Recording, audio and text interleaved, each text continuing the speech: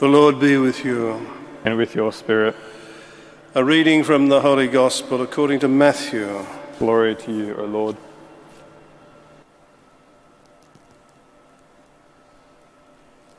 Jesus made the disciples get into the boat and go on ahead to the other side while he would send the crowds away. After sending the crowds away, he went up into the hills by himself to pray. When evening came, he was there alone, while the boat, by now far out on the lake, was battling with a heavy sea, for there was a head wind. In the fourth watch of the night, he went towards them, walking on the lake. And when the disciples saw him walking on the lake, they were terrified. "It is a ghost," they said, and cried out in fear.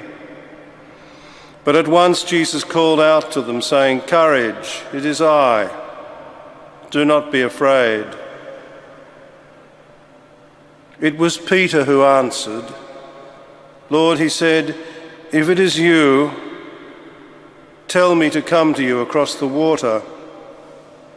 "Come," said Jesus. Then Peter got out of the boat and started walking towards Jesus across the water. But as soon as he felt the force of the wind, he took fright and began to ask, "Lord," he said, "save me," as he sank.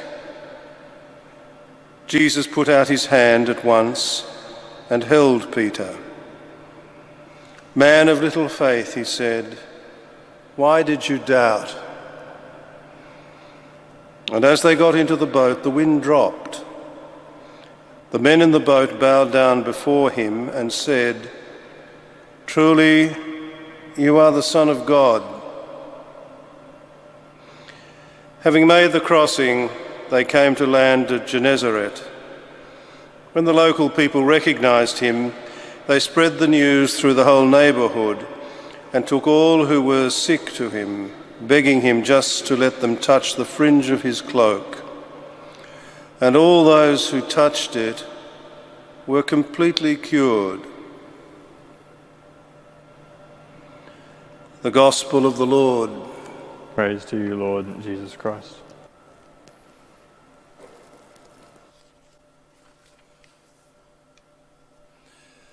Miriam, we are told, is struck with leprosy because of the bickering and division that she and Aaron had created within the leadership group of the children of Israel.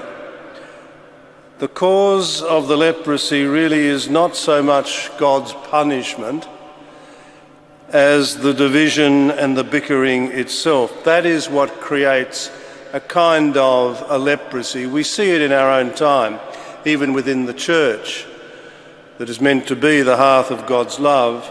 But within the church there can be a kind of bickering and division, which is a disease. Jesus is the one, we are told, who heals all those who touch even the fringe of his cloak. So we turn to him as the one who heals our wounds, the diseases caused by bickering and division wherever, in the family, in the church, in the workplace, wherever, and who brings us together in a kind of unity, which is our true life. It's the same Jesus who calms the storm. So he it is who calms every storm and heals every disease. And that's why Saint Dominic is remembered forever, because he understood that Jesus is the one who heals, who brings us together, which is why he called his followers brothers, friars.